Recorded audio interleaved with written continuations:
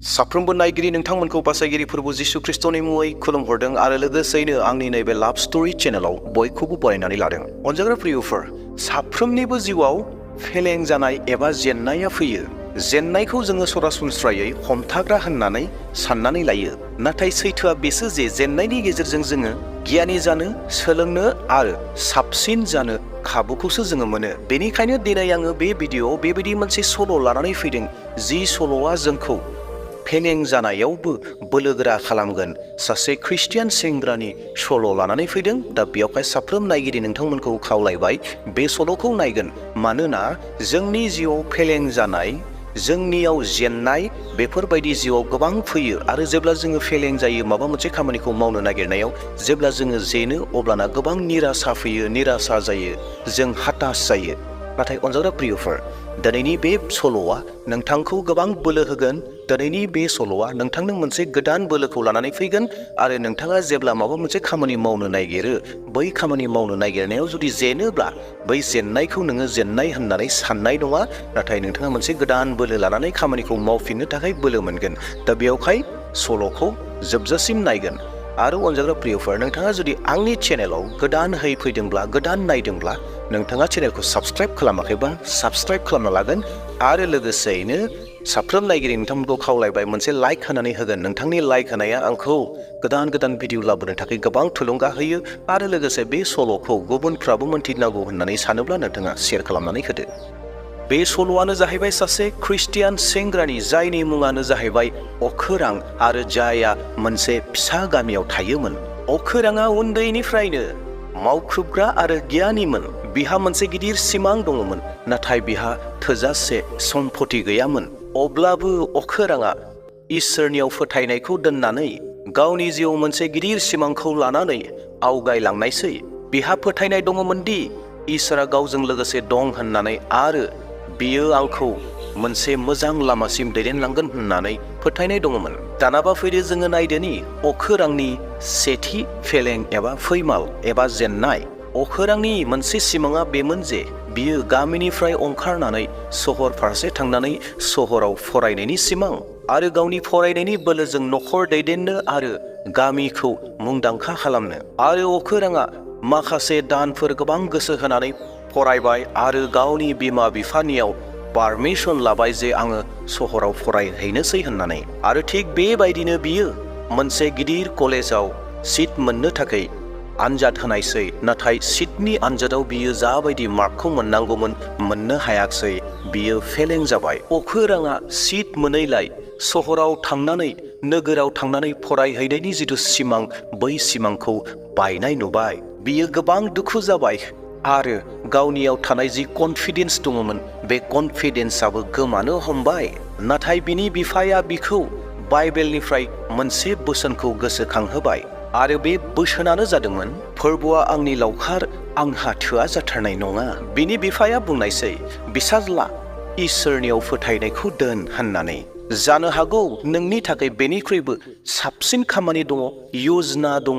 बिफानि बेफोरबायदि बाथ्राफ्रा अखोरांखौ हमथाबाय आरो अखोराङा गावनि फेलें जानायखौ मोनसे सोलोंनायनि खाबु होननानै गनायनानै लाबाय। दानाब्ला सल'आव फैबावदो अखोरांनि नैथि जेननाय।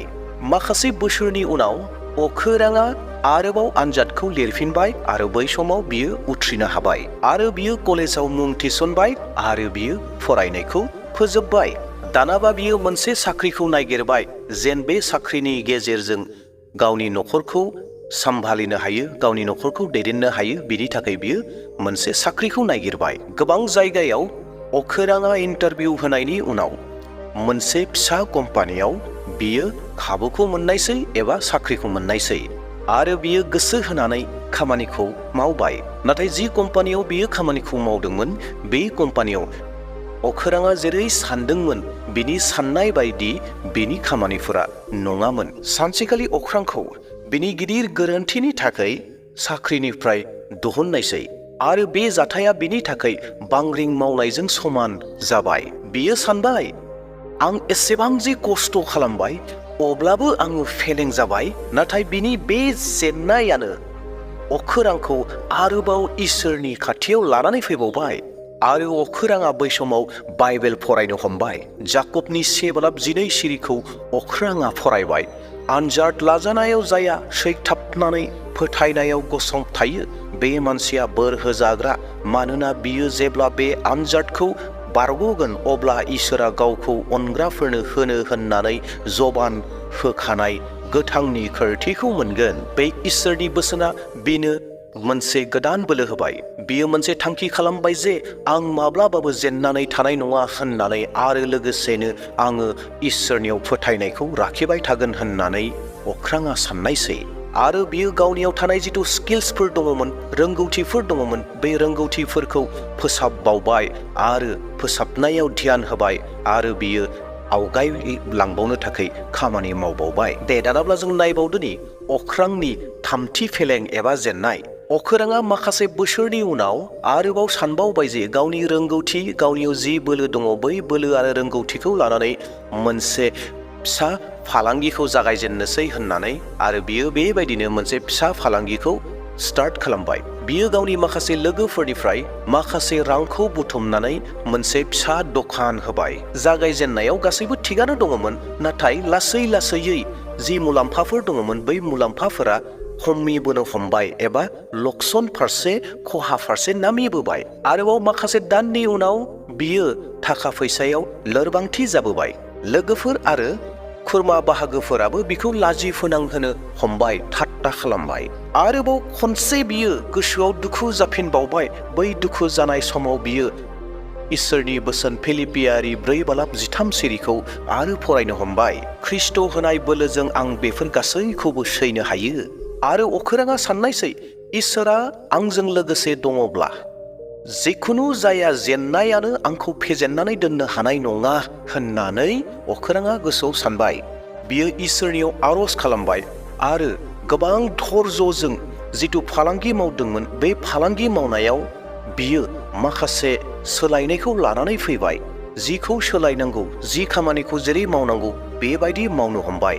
बियो मोनसे गोदान रणनिति बानायबाय, कुफल खालामबाय आरो बायग्राफोरजों लोगोसे जिबायदि मोनसे मोजां सोमोन्दो थानांगौ बै सोमोन्दोफोरखौ जौगाहोबावबाय एबा डेभेलप खालामबाय। माखासे दाननि उनाव अख्रांनि जि बेपार दङमोन एबा फालांगि दङमोन, दखाननि फालांगि दङमोन, बे दखाननि फालांगिया मोजां सोलिफिननो हमबाय। बिनि मावख्रुबनाय, नाजानाय आरो इसोरनि सायाव फोथायनाया बिनि थाखाय मोनसे जाफुंसारखौ लानानै फैबाय। आरो अख्राङा बेबायदिनो लासै लासै गावनि फालांगिखौ गोजौनिख्रुइ गोजौआव जौगाहोलांबाय। दा अख्रांनि जि फिसा दखान दङमोन बे दखाना फिसा नंलिया, गिदिर जाबाय, जाफुंसार फालांगिरि जाबाय, दखान जाबाय। आरो बे दखानाव बियो गुबुन गुबुन मानसिफोरखौबो लानानै खामानि मावनो हानाय जाबाय। दिनै अख्राङा गावनि गामियाव सासे दैखुन्थि गोनां सेंग्रा जाबाय। बियो जेननायजों जेनफानानै थायासै, नाथाय बियो बेनिफ्राय सोलोंबाय आरो दावगालांबायसो थाबाय। आरो बियो गावनि जिउआव मोनसे लेसन सोलोंबाय, आरो बे लेसनानो जाहैबाय जेननायनिफ्रायनो एबा जेननायानो जोंखौ साक्सेसआव लाना फैयो होननानै। अनजाग्रा प्रियफोर, अख्रांनि बे सल'निफ्राय जोङो सोलोंनो हायोदि बेनो जाहैबाय जेननाया जोबथा नङा, नाथाय जेननाया जागायजेननायसो। इसोरनियाव फोथायनायखौ लाखिनानै मोनफ्रोमबो जेननायनिफ्राय, फेलेंनिफ्राय जोङो सोलोंनो नांगौ आरो गावनि जिउआव जोङो आवगायलांबाय थानांगौ। अख्रां बायदि जोंबो मोनफ्रोमबो खैफोदनि समाव इसोरनि बोसोनखौ जुदि जोङो गोसोआव लाबाय थायोब्ला आरो इसोरनिफ्राय बोलोखौ लानानै, अब्लाना जोङो मोनफ्रोमबो फेलेंनिफ्राय, फैमालनिफ्राय, जेननायनिफ्राय जोङो देरहानायाव बारनो हागोन एबा जौगानायाव थांनो हागोन, जोङो साक्सेसफुल जागोन। अनजाग्रा प्रियफोर, जहननि 0:33 सिरिया जोंनि थाखाय अरायनिबो लागै मोनसे लामा दिन्थिग्रा जागोन। दा बेयावहाय बे बोसोनखौ लागारबो देहान खालामबाय थागोन आरो गोसोआव लागोन। बेनो जाहैबाय, बेफोरखौ आं नोंसोरनो खोन्थाबाय, नोंसोरो आंजों खौसे जानानै सान्थि मोननाय बादि संसाराव नोंसोरो नासयजागोन, नाथाय गोहो खालाम, आङो संसारखौ फेजेनबाय। अनजाग्रा प्रियफोर, आसा खालामदों नोंथांमोना बे सल'नि गेजेरजों माबा मोनसेब्लाबो सोलोंदों।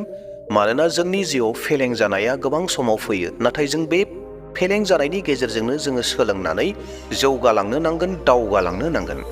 आसा खालामदों नोंथांमोना अख्रांनि बे सल'नि गेजेरजों गेदेर सोलोंनायखौ मोनदों आरो बेबायदिनो बेबायदिनो इसोरनि बोसोन सल'फोरनि गेजेरजों इयुननि समाव गोबां लानानै फैगोन। दा बेयावहाय चेनेलखौ साबस्क्राइब खालामाखैबा खालामनानै लागोन आरो लोगोसे नोंथाङा जुदि दासिमबो लाइक होनो बावनानै दङब्ला प्लिज मोनसे लाइक होनानै गालांबावदो। दे अब्ला दिनैनि भिडिअखौ बेसेयावनो दोनथ'नोसै। प्रेज द लर्ड हालेलुया, बयहाबो सुख सान्ति जाथोंसै बेखौनो बुंनानै आंनि भिडिअखौ बेसेयावनो दोनथ'बाय। Thank you.